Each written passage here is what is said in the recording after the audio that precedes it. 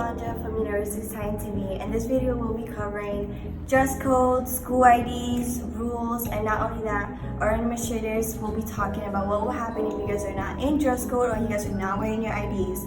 And we also have kids covering opinions of how they feel about dress code this year, 2019, all the way to 2020. I hope you guys enjoy, and I hope you guys learn something out of this. Hello, UHS students. The rules this year for dress code: polos, t-shirts, any tighten t-shirt, orange, white, gray shirt, lanyards, please wear them. Dress code for the year. And no ripped jeans, guys. Sorry, you cannot wear ripped jeans. But other than that, I hope you guys have a great year.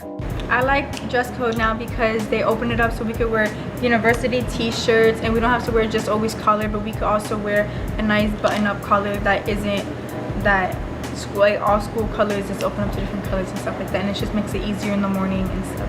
So, yeah. My opinion for dress code, I just feel like we should have the ability to dress as we want.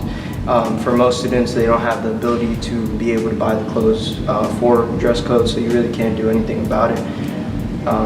I don't agree with dress code, and I feel like it shouldn't be in play. What are the consequences of dress code? This year for the high school, the consequences for dress code are, we have a variety of uniforms that we have provided for the students. So when the student comes in that's out of dress code, they have the option of changing into a school compliant uniform by either a pair of shorts or a university high school t-shirt, so the student can be in dress code and be in compliance and continue to go to class. We also give them the option to call home for a change of clothing. We only allow at least a period for that procedure to happen. If not, we ask that they do our dress code compliant clothing so that they continue to go to class. If they choose not to comply and choose not to be in the dress code, then they are placed in ISS for the day. We do keep track of the warnings, but we also would like to provide everybody the opportunity to be in dress code and return to class.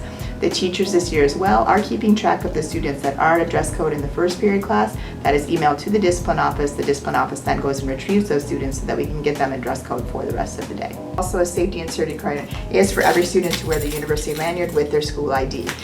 For the first week of school, we have provided some temporary IDs for the students that did forget their lanyards, but from this point going forward on Monday, if you do not produce your university high school lanyard and your university high school ID, you will be placed in ISS because we cannot identify if you're a student if you're not wearing the proper identification.